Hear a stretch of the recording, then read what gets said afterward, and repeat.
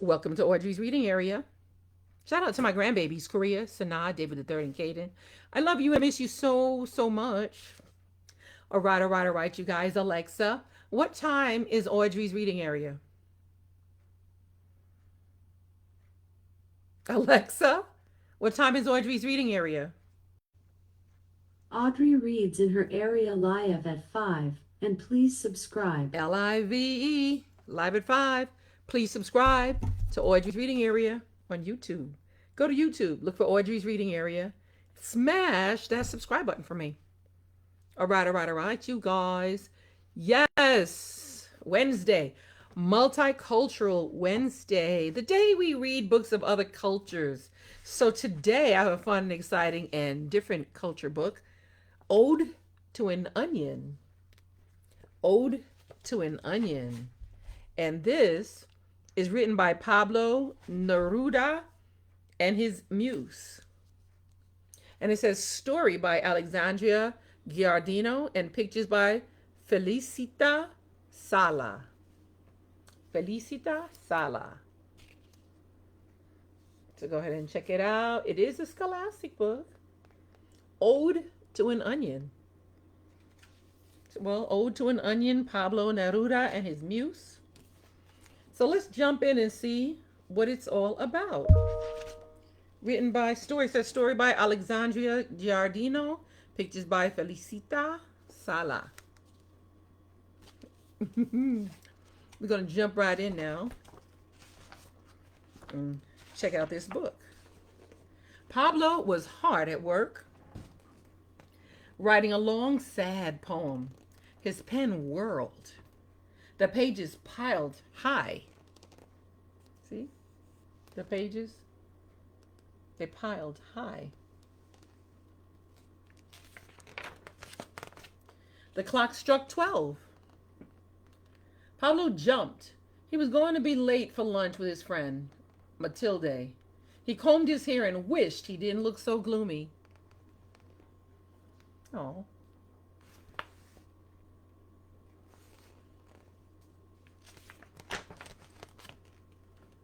Matilde, she liked to laugh. She had a smile as wide as a guitar. Pablo tried to hide his glum expression behind a bouquet of poppies, a type of flowers. No time for sadness, Matilde said, as she filled a vase with water. Come, I need your help with lunch.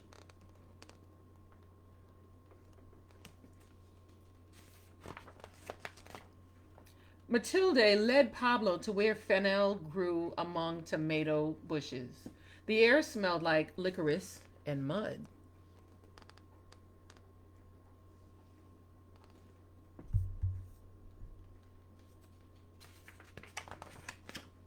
These plants are always getting tangled up with each other, Matilde said.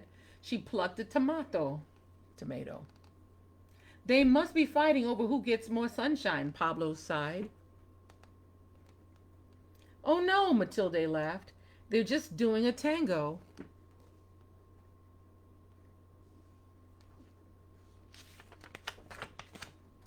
Matilde headed to where the air smelled tangy and sweet. My garlic has fallen in love with my roses, she said, harvesting a bulb. Pablo shook his head. How sad they have to separate. Oh, they'll meet again, Matilde snipped a bud. Now for some onions.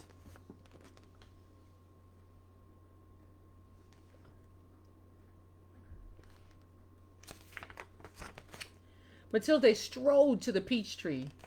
My onions grew here, she explained, because they want to protect the peaches. Their stalks do look like swords, Pablo said. He watched Matilde pull a bulb from the dark earth. Thank you for taking care of the peaches, Matilde whispered to the onion.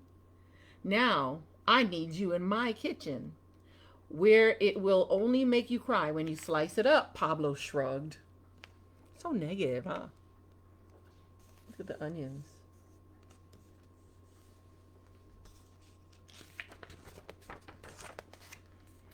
My dear poet, Matilde said, you are so glum today. All you see is sadness. Pablo said, my heart is heavy because I was writing a poem about poor miners who do very hard work. Matilde put her arm through Pablo's. Their work is hard, but even miners must eat lunch. She said, "Come, I need you to slice the onion for our salad."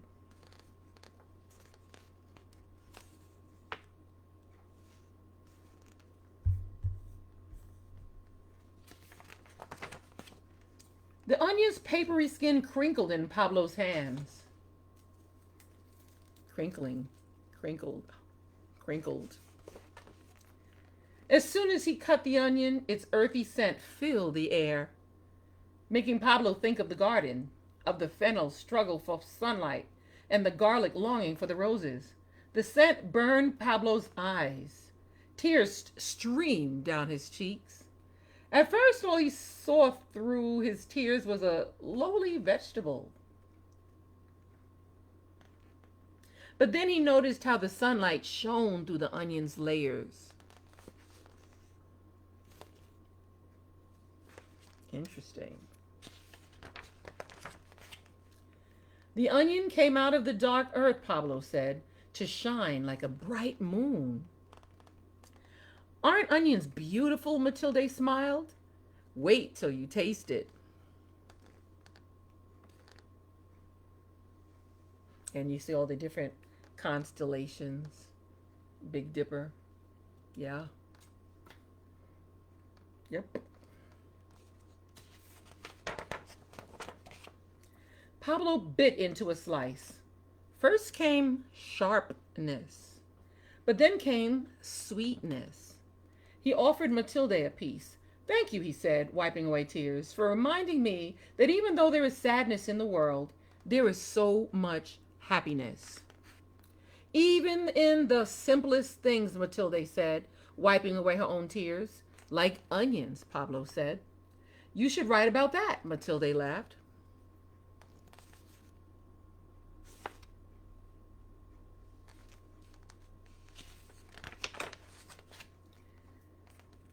"Luminous onions," Pablo proclaimed, lifting the onion up high.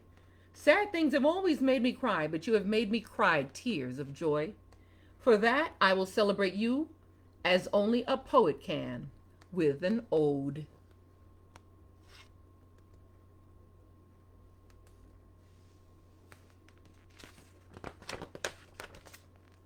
"But first," Matilde said, "let's eat."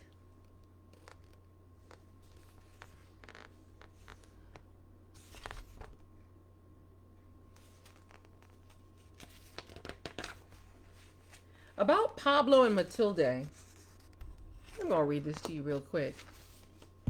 Pablo Neruda was born in Chile in 1904. He began writing poetry when he was a young boy at the age of 19. He became famous for a book of love poems. Because Pablo was a sensitive person who noticed injustices everywhere, he used the power of his poems to describe what he saw, hoping his readers would be touched and want to make the world a better place. After publishing many books of elevated poems, Pablo began writing simple odes because he wanted to write about common, everyday, and happy things like socks and soup. Around this time, he met Matilde Urrutia at a concert in a park in Santiago, Chile. Matilde was a folk singer who laughed easily and often. Pablo revealed in her light-hearted spirit, and they fell in love. They built a home together where Matilde kept an abundant garden, and Pablo worked at a driftwood table, writing odes about everything from corn to artichoke, and yes, even onions. Among Pablo's most celebrated works are selected odes, canto general, and 20 love poems, and a song of despair. He also wrote a memoir called I Confess I Have Lived. This story, Ode to an Onion, was inspired by Pablo's poem, Oda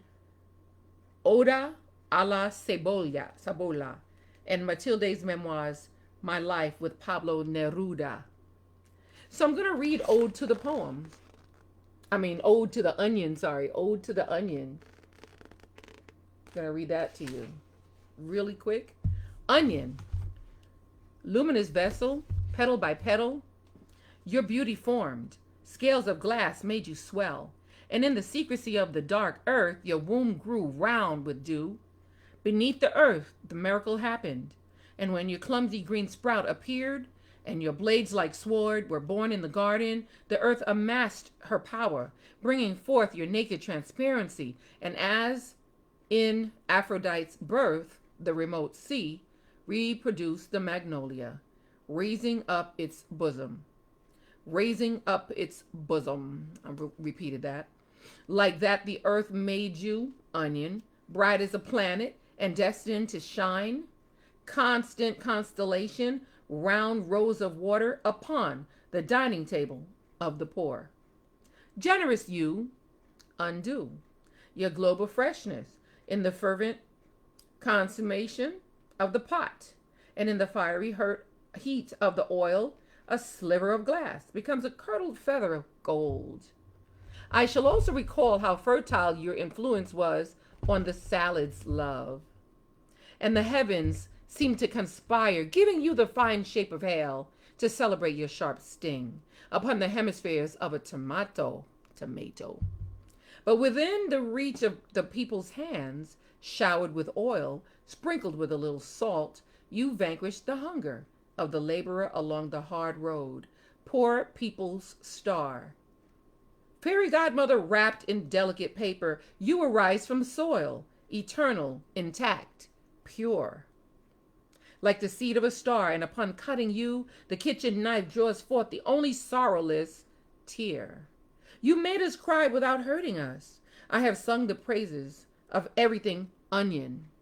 But to me you are more beautiful than a bird of dazzling feathers. In my eyes you are a heavenly globe, platinum goblet, motionless dance of the snowy sea, anemone. And the scent of the earth lives in your translucent nature. And it says, translated with permission from the Fundación Pablo Neruda. This is an Ode to the Onion by Pablo Neruda, translated by Alexandria Giardino. Ode to the Onion. Wow. And this is in the original language. You can pause and read. Well, Alexandria Giardino is a writer and a Spanish language translator. She lives with a family in Northern California. This is her first picture book. Felicita Sala is a self-taught illustrator of several picture books. She grew up in Australia and now lives in Rome with her family. Well, all right. Thank you all for being here and listening to me read all these fun and exciting and different culture books like this. Appreciate you. Thank you so much for being here, especially you, Mom. Thank you for listening. Thank you for clicking like. Thank you for sharing. Thank you for going to YouTube, looking for Audrey's Reading Area, and smashing that subscribe button for me. All right. And I'll see you tomorrow again, live, Live, live at 5.